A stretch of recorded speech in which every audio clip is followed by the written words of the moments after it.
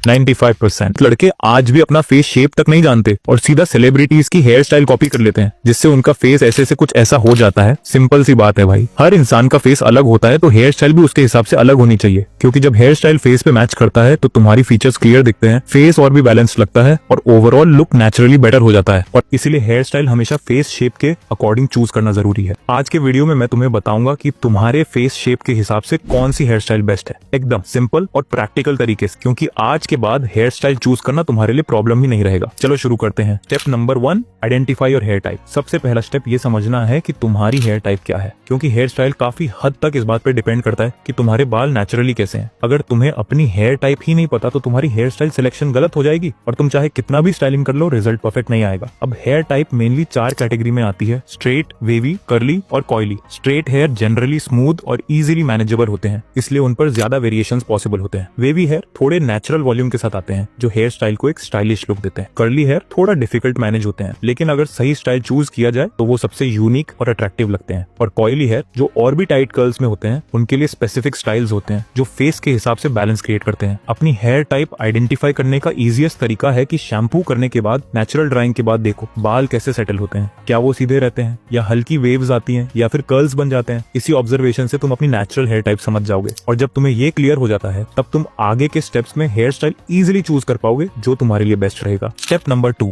Right styling according to face. अब जब तुम्हें अपनी हेयर टाइप समझ आ गया तो अगला स्टेप आता है अपने फेस शेप के हिसाब से राइट हेयर स्टाइल चूज करना, क्योंकि एक ही हेयर स्टाइल सब पर सूट नहीं करता। जिस तरह एक शर्ट का साइज हर किसी पे अलग लगता है, वैसे ही हेयर स्टाइल भी हर फेस शेप पर डिफरेंट इफेक्ट देता है। फेस शेप मेनली 5 टाइप्स के होते हैं: राउंड, ओवल, स्क्वायर, रेक्टेंगल और डायमंड। अगर तुम्हारा फेस राउंड है तो ऐसे हेयर स्टाइल चूज करो जो थोड़ा शार्पनेस दे, जैसे स्पाइक्स या वॉल्यूम टॉप पे। अगर तुम्हारा फेस ओवल है तो लकी हो, क्योंकि ओवल फेस पे ऑलमोस्ट सब हेयर स्टाइल अच्छे लगते हैं, चाहे शॉर्ट फेड हो या long messy look. Square face वाले स्ट्रॉन्ग जॉ लाइन के लिए फेमस होते हैं, उन पर शॉर्ट क्रॉप्ड हेयर स्टाइल या साइड फेड बेस्ट लगती है। अगर तुम्हारा फेस रेक्टेंगल है तो साइड्स को थोड़ा वॉल्यूम में रखो ताकि फेस और ज्यादा लंबा ना लगे, और अगर डायमंड फेस है तो साइड्स थोड़ा सॉफ्ट रखो और टॉप को बैलेंस में रखो ताकि फेस और अट्रैक्टिव लगे। पॉइंट ये है कि हेयर स्टाइल का चॉइस रैंडमली नहीं बल्कि अपने फेस शेप के अकॉर्डिंग होना चाहिए, तभी तुम्हारा लुक नेचुरल और स्टाइलिश दोनों लगेगा। Step number 3, understand your scalp. इस स्टेप में तुम अपनी स्कैल्प के बारे में समझोगे, क्योंकि स्कैल्प बेसिकली तुम्हारे बालों की जमीन है, और अगर जमीन हेल्थी नहीं होगी तो बाल स्कैल्प की कंडीशन मेनली 3 टाइप की होती है: ऑयली, ड्राई और नॉर्मल। अगर तुम्हारा स्कैल्प ऑयली है तो बाल जल्दी चिपचिपे हो जाते हैं,